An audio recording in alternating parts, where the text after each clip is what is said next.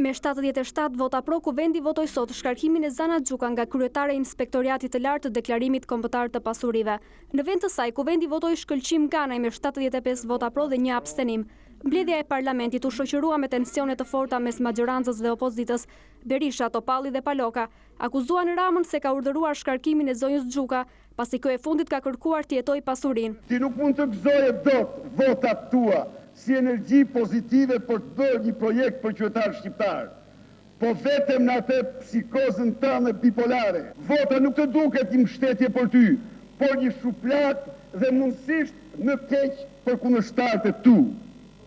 Flet ti për korrupsion, flet ti për korrupsion, ulesh aty si politikari më i korruptuar i Ballkanit dhe me gjërë, dhe rrinë e kërcënon si burraca këtu.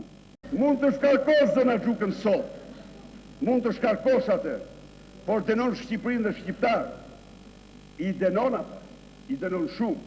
Siç i dënon me statusin në vjetor, ishe ti shkaku kryesor.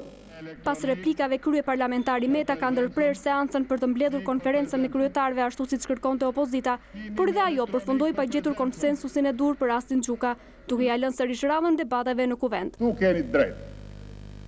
Këtu nuk keni faj.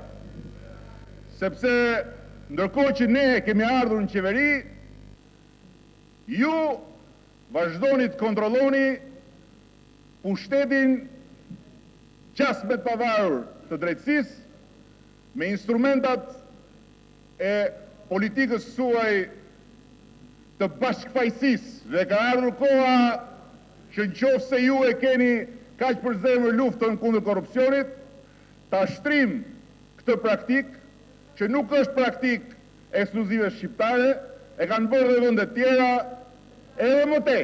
Pas disa orësh debatesh, replikash dhe diskutimesh në sallën e parlamentit, punimet u mbyllën pak para se të niste protesta e Partisë Demokratike.